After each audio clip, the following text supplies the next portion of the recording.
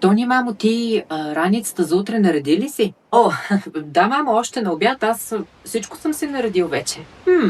И домашната си написал? Да. Добре, добре. После ще я проверя да видя дали нямаш някакви грешки по математика. Добре, мамо, да. Да. Тони, мамо, одеве видях Роси и майка и на центъра и Роси ми каза, че някакво стихотворение ли сте имали да учите наизуст за утре? Не, мамо, не. То е пожелание за тези, които искат шестица. Че ти не искаш ли шестица? Не, мамо, не. Аз си имам. Не е зле да го научиш, бе, мамо. То, значи, не пречи да го знаеш. Не, мамо, стига. Какво е за теб едно стихче?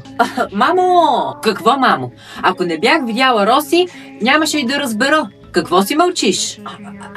Значи, все от другите майки да разбера всичко. За пари, че събирате, за екскурзии, за родителски срещи, домашни. Ти, нищичко, не ми казваш на мен. Все от другите хора да разбера. И аз бера срам пред другите майки, защото като ги видя нищо не знам. Ама се права, че си ми казал. Аз на момента научавам. Значи, другите деца всичко си казват на майките. Аз никога нищо не знам. Айде бъде сега това стихотворение да го видя.